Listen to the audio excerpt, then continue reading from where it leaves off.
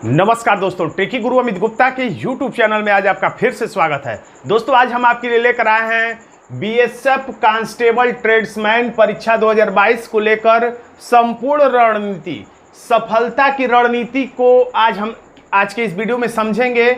और आज के इस वीडियो में हम लोग क्या क्या समझेंगे, तो आज के इस वीडियो में हम लोग समझेंगे कि पद तो आप सभी को पता ही है कि 2788 पद हैं।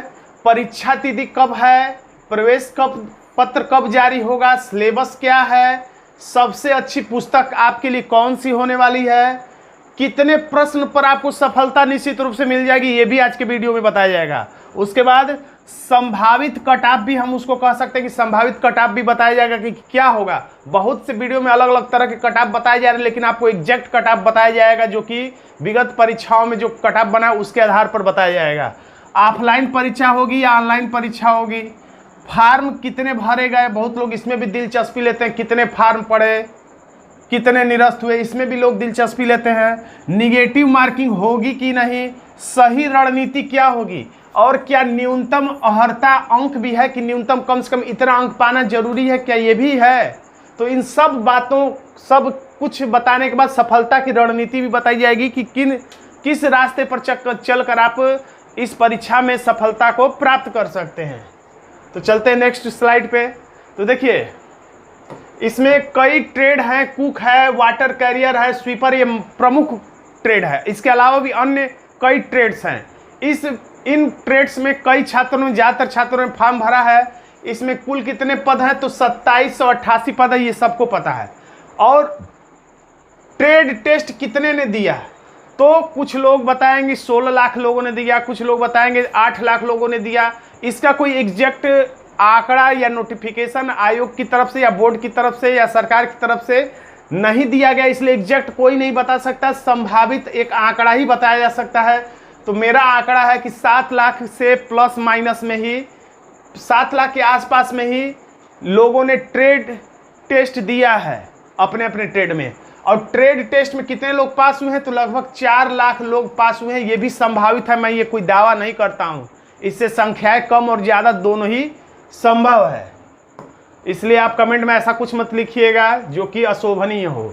तो देखिए सिलेबस का क्या है, तो ये सिलेबस एकदम ऑफिशियल है। सिलेबस में पूरे दावे के साथ कहा जा सकता है कि यही सिलेबस है। ये मोटा मोटी कहें तो हम लोग कह सकते हैं कि ये जीके है, और जीके 25 नंबर का, और इसको ये मैथ है, मोटा मोटी कहा जाए तो मैथ है, ये भी 25 नंबर का है। और उसके बाद ये है रीजनिंग, मोटा मोटी ये क्या है, रीजनिंग है।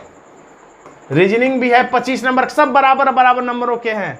और ये क्या है, तो ये हिंदी, और जिसको इंग्लिश अच्छी लगती हो तो अंग्रेजी और हिंदी में से कोई भी एक भाषा का वो चुन सकता है और उसमें वो पेपर देगा, वो भी 25। सेम ये वही प्रक्रिया है जो एसएससी जीडी के लिए अपनाई जाती, सेम टू सेम वही प्रक्रिया है एसएससी जीडी वाली। 25-25 अंक है और 25-25 नंबरों के हैं, यानी कि एक प्रश्न बराबर एक नंबर। तो 25-25 कुल मिला के हो जाएगा 100 प्रश्न, यानी 100 प्रश्न हो गया और 100 नंबरों का हो गया। और समय कितना है, 2 घंटा, यानी 120 मिनट, यानी कि 100 प्रश्न और 120 मिनट, यानी एक प्रश्न को 1 मिनट से थोड़ा ज़्यादा समय मिलने वाला है।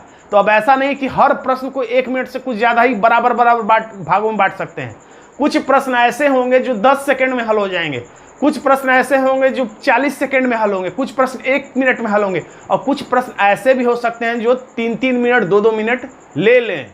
तो सबको बराबर विभाजन नहीं किया जाएगा, सबको 1-1 मिनट में हल किया जाए। अब देखिए यहां पर लिखा है निगेटिव मार्किंग होगी कि नहीं होगी, तो उत्तर है कि निगेटिव मार्किंग नहीं होगी, यानी कि नकारात्मक अंक नहीं दिए जाएंगे 1/3 या 1/2 या 1/4, ऐसा कुछ भी नहीं है। यानी कि गलत भी अगर आप प्रश्न टिक करते हैं तो आपको कोई भी इसका खामियाजा नहीं भुगतना पड़ेगा। इसका मतलब ये है कि अगर आप 100 प्रश्न है तो 100 में 100 करके आइए। भले ही आपको 100 में 80 ही प्रश्न आता है, लेकिन इसके बावजूद भी आप तुक्का मार कर आइए, 100 में 100 करके आइए। और तुक्का मारने की ट्रिक क्या होती है, तो इस पर मैंने बहुत पहले वीडियो बनाया था, बहुत ही अच्छा वीडियो है, उसका लिंक मैं डिस्क्रिप्शन में दे दूंगा, उसको चाहे तो देख लीजिएगा। मान लीजिए कि 90 प्रश्न आपने कर लिया, 10 प्रश्न बचा है, तो 10 प्रश्न को तुक्का कैसे लगाएं कि अगर सही दिमाग से तुक्का लगाएंगे तो 10 प्रश्न में से 5 सही हो जाएगा, 6 सही हो जाएगा। लेकिन अगर ये बिना दिमाग के ऐसे ही लगा देंगे बी बी बी सी सी सी, तो हो सकता है 10 में सिर्फ 2 ही सही हो। तो इसलिए और 2 ही और 1 अंक से सफलता असफलता का अंतर तय हो जाता है। इसलिए तुक्का मारना भी एक कला है, तो उसको सीख लीजिएगा। उसका लिंक मैं डिस्क्रिप्शन में दे दूंगा। तो अब बात करते हैं ऑफलाइन परीक्षा होगी कि ऑनलाइन होगी। तो यह परीक्षा ऑनलाइन होने वाली है, OMR सीट पर होगी, जैसे पुराने जमाने में हुआ करती थी, या जैसे यूपी पुलिस की परीक्षा होने वाली है। तो ऑफलाइन परीक्षा होगी, आराम से बैठकर आप OMR सीट को काला करेंगे। और कैसे? तो ब्लू या ब्लैक 2 ही कलर ले जा सकते हैं, ब्लू ले जाइए या ब्लैक। और वो बॉल पॉइंट पेन होना चाहिए। बॉल पॉइंट पेन का मतलब जेल पेन नहीं होना चाहिए, बॉल पॉइंट पेन होना चाहिए ब्लू या ब्लैक कलर का। न्यूनतम अर्हता अंक क्या है? तो न्यूनतम अर्हता अंक ये है कि जनरल वालों को, जनरल वाले और EWS वाले और एक्स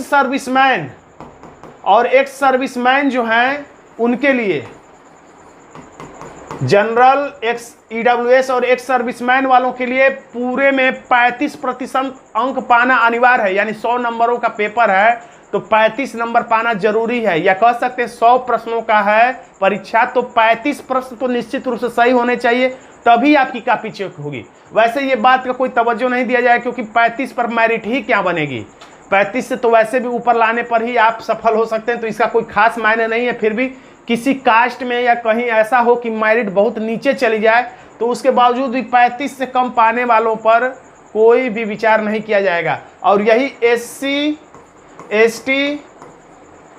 ST और OBC, SC, ST और OBC को केवल 100 में 33 प्रश्न सही करना होगा। यानी 33% न्यूनतम अर्हता अंक प्राप्त करना होगा, तभी कॉपी चेक की जाएगी।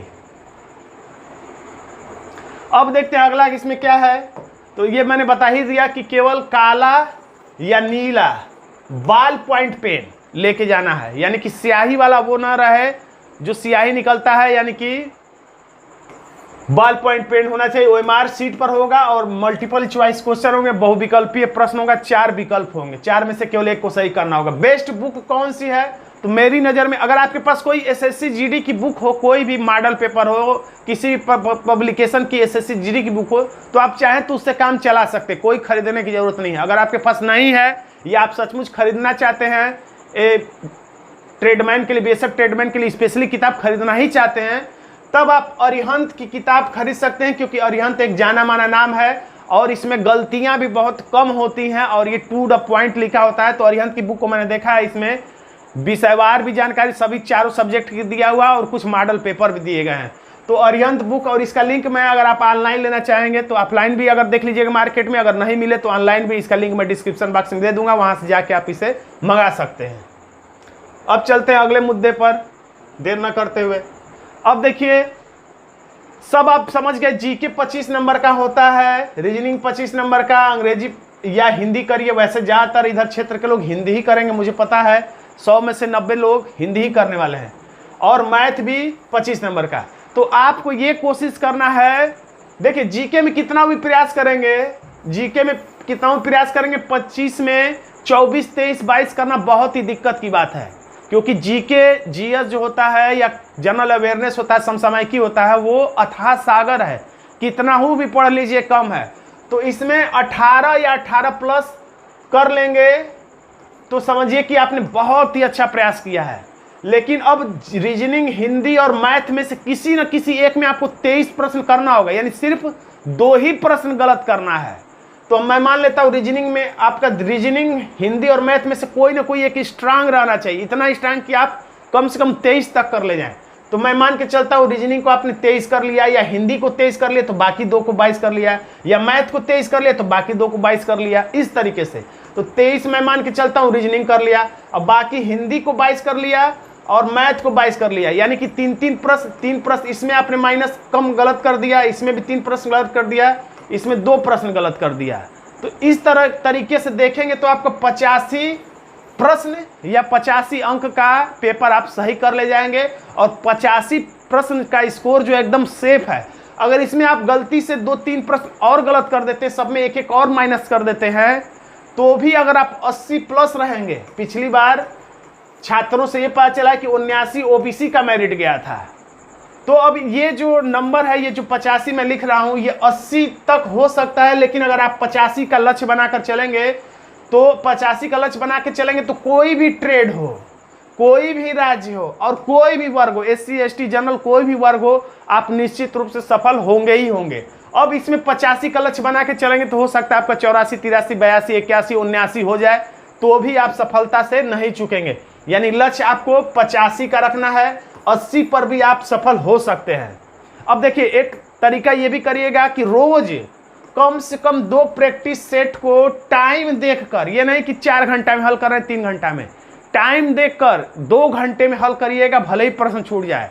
और उतने पर ही चेक करिएगा कि कहाँ गलतियां रह गई हैं, किस पोर्शन, चारों पोर्शन यानी कि इन चारों पोर्शन में से कहाँ पे कम नंबर आ रहा है उस पर ध्यान दीजिएगा, और किस टॉपिक में कम हो रहा है उस पर ध्यान दीजिएगा। रोज 2 प्रैक्टिस सेट सॉल्व करेंगे तो इससे आपका स्पीड भी बढ़ेगा और आपका कॉन्फिडेंस भी बढ़ेगा, दोनों ही चीज़ें बढ़ेंगी। अब तो जो छात्र ट्रेडमैन की परीक्षा देने गए तो उन्होंने ही बताया है, और वो उनको बताया, वहाँ के अधिकारियों ने, जो ट्रेडमैन की परीक्षा ले रहे थे उन अधिकारियों ने बताया है कि ये परीक्षा जो है 20 नवंबर की होगी, और कहीं कहीं सेंटरों पर बताया गया है कि परीक्षा जो है नवंबर में होगी।